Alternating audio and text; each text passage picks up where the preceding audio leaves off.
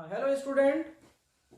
तो last video में हम लोगों ने वॉल्यूम 3 देखा था और वॉल्यूम 3 में हम लोगों ने क्या डिस्कस किया था, किस तरीके से इंडिया में 4 विदेशी व्यवसायी आए और किस तरह से फ्रांसीसी और ब्रिटिश ईस्ट इंडिया कंपनी दो ही लोग बचे हुए थे और आपस में कैसे इनका संघर्ष हुआ और किस तरह से पूरे भारत पे या खासकर साउथ में जो है अंग्रेजों को सफलता मिली और किस तरह से फिर इन लोगों ने फ्रांसीसियों को साइड में करके बिजनेस में अपना एक अधिकार कर लिया।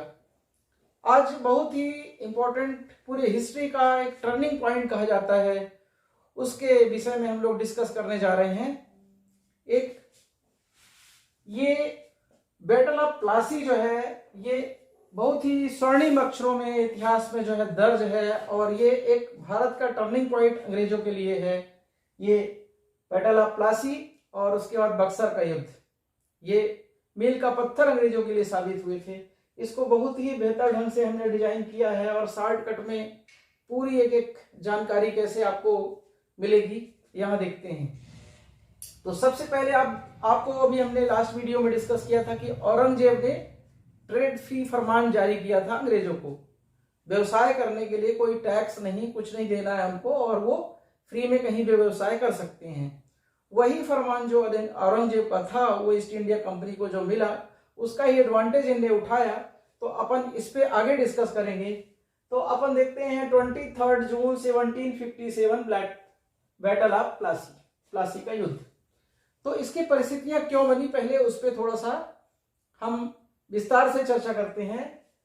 तो बंगाल जो है, Bengal was very fertile wealthy province also progressive in TCI.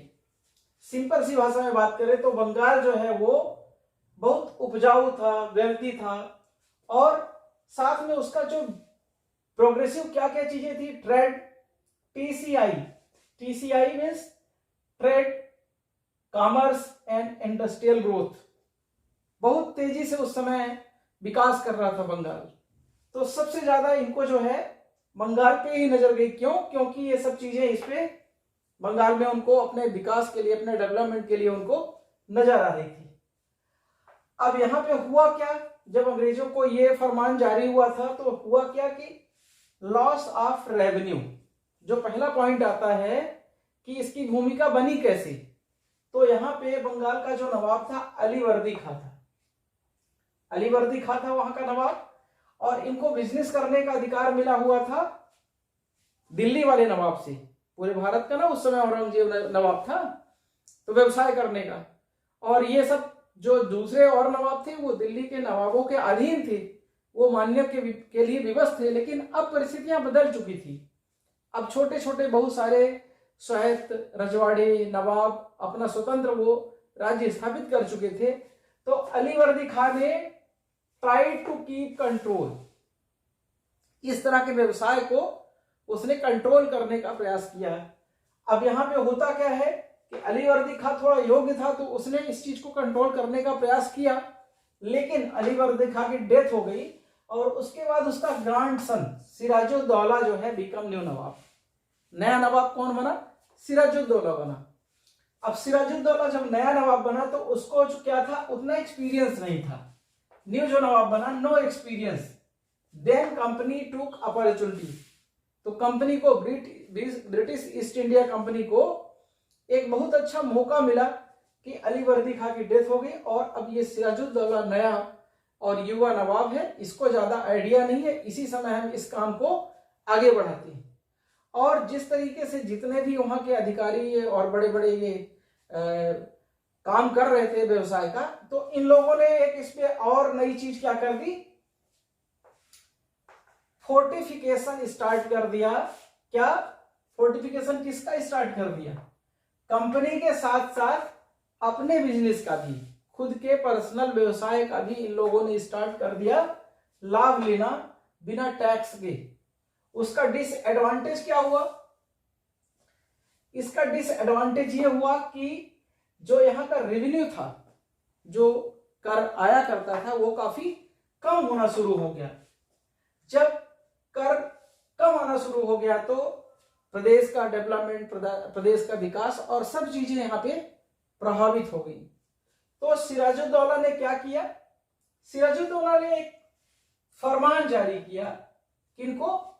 Company को, कि आप क्या करिए, डिसओबे मत करिए, मेरी आज्ञा का अवज्ञा मत करिए और इस तरह से व्यवसाय मत करिए। लेकिन उसके बाद भी अंग्रेजों ने उनका सुना नहीं। जब अंग्रेजों ने सुना नहीं तो सिराजुद्दौला ने क्या किया? नवाब सिराजुद्दौला ने क्या किया? कासिम बाजार में और फोर्ट विलियम में ऑक्यूपाई कर लिया। कासिम बाजार इनका सबसे बड़ा मार्केट था, अंग्रेजों का जो है ईस्ट इंडिया कंपनी का सबसे बड़ा मार्केट था कासिम बाजार, और ये फोर्ट विलियम, इन दोनों पे क्या कर दिया? इन्हें ऑक्यूपाई कर लिया 20 जून 1756 को। कब कर लिया? 20 जून 1756 को।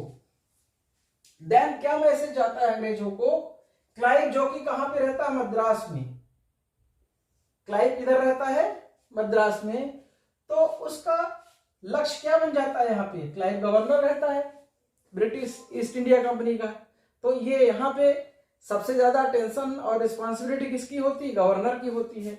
तो गवर्नर के दिमाग में क्या आता है कि हमको किसी भी तरीके से फोर्ट विलियम पे जो है एट एनी कास्ट अधिकार करना है।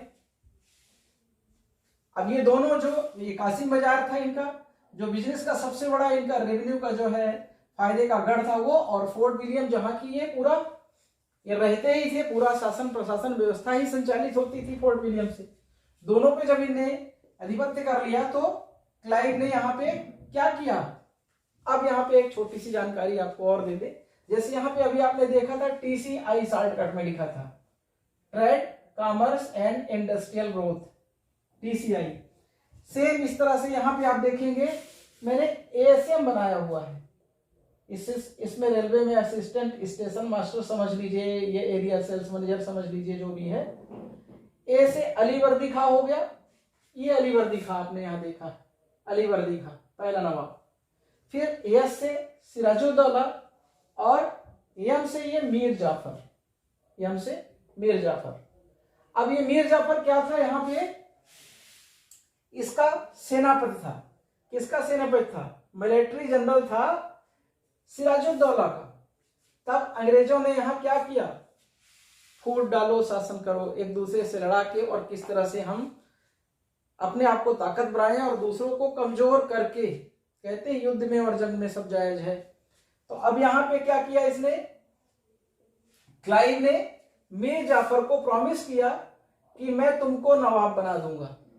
जो इसका मिलिट्री जनरल था, सेनापति था, उसको क्लाइव ने मीर जाफर को ऑफर किया कि मैं आपको नवाब बना दूंगा बंगाल का। और ये लालच में आ गया, और किससे मिल गया?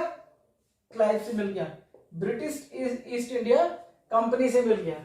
अब ये परिस्थितियां आ गई, लेकिन इसकी जानकारी सिराजुद्दौला को नहीं है। अभी मीर जाफर मिल गया है, इसकी जानकारी सिराजुद्दौला को नहीं है। अब सिराजुद्दौला अपनी सेना लेके मीर जाफर के साथ में, ये यहां देखिए हमने बनाया हुआ है, सिराजुद्दौला और मीर जाफर, और इनकी ये मिलिट्री सेना है। एक तरफ ये मुर्शिदाबाद है, वहां पे युद्ध होता है। ये बैटल ऑफ प्लासी जो है 1757 को 23 जून को मुर्शिदाबाद में होती है। एक तरफ British east India company army है रॉबर्ट क्लाइव के नेतृत्व में, और यहाँ पे सिराजुद्दौला के नेतृत्व में यहाँ पे पूरी नवाब की सेना है। लेकिन होता क्या है, ये 60% आपको अलग से दिख रहा होगा, 60% ये दिख रहा है और 40% ये दिख रहा है।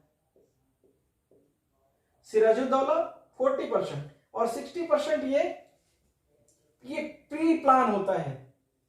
और ये क्या करता है? मीर जाफर जाता है लेकिन युद्ध में लड़ाई ही नहीं करके indirectly British east India company को फायदा पहुंचाता है। साथ में इसके 60% जो सेना है वो भी युद्ध नहीं करती है, कुछ ही परसेंटेज सेना और सिराजुद्दौला युद्ध करते हैं, जिसमें रॉबर्ट क्लाइव के through, British east India company के थ्रू ये पकड़ लिया जाता है, कैप्चर कर लिया जाता है। इसको कैप्चर्ड एंड यहाँ पे 2 जुलाई ये 1757 को 2 जुलाई 1757 को इसको मार दिया जाता है सिराजुद्दौला को, बैटल ऑफ प्लासी।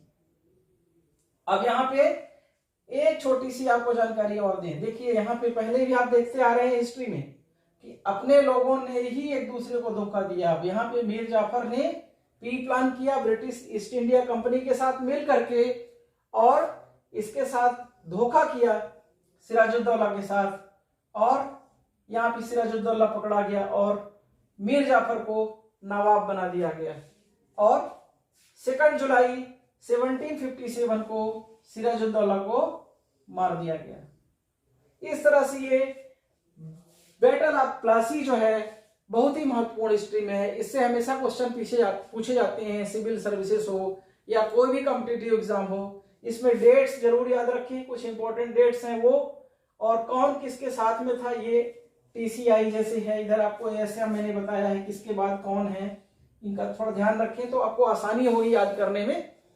और इस तरह से इस बैटल ऑफ प्लासी का निर्णय क्या हुआ, यहाँ पे सिराजुद्दौला मारा गया और मीर जाफर को नवाब बना दिया गया। लेकिन अब यहाँ पे एक सबसे इंपॉर्टेंट चीज आपको और बता दूं, जो इसका क्लाइमेक्स हुआ, अभी सिराजुद्दौला यहाँ पे नवाब था, लेकिन अब जो मीर जाफर है ये स्वतंत्र नवाब नहीं होगा। आगे हम पढ़ेंगे नेक्स्ट वीडियो में। अभी एक इसी तरह की घटना भी और होगी। बैटल ऑफ प्लासी जो है इसके साथ आप देखेंगे बक्सर का युद्ध इतिहास का बहुत बड़ा मील का पत्थर अंग्रेजों के लिए साबित होगा। यहीं से पूर्ण अधिकार फिर अंग्रेजों का भारत में, और फिर वो अभी बिजनेस के हिसाब से आए थे और यहीं से उनकी सोच बदल जाएगी और अब वो भारत पे राज करने का सोचने लगेंगे। ये इसके बाद आपको ये चीजें समझ में आएंगी। तो मुझे उम्मीद है कि बैटल ऑफ प्लासी का पूरा विस्तार जानकारी आपको समझ में आई होगी।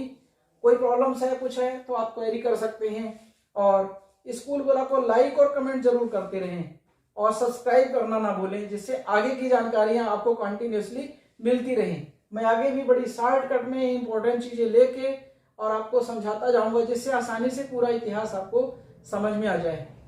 Okay, bye.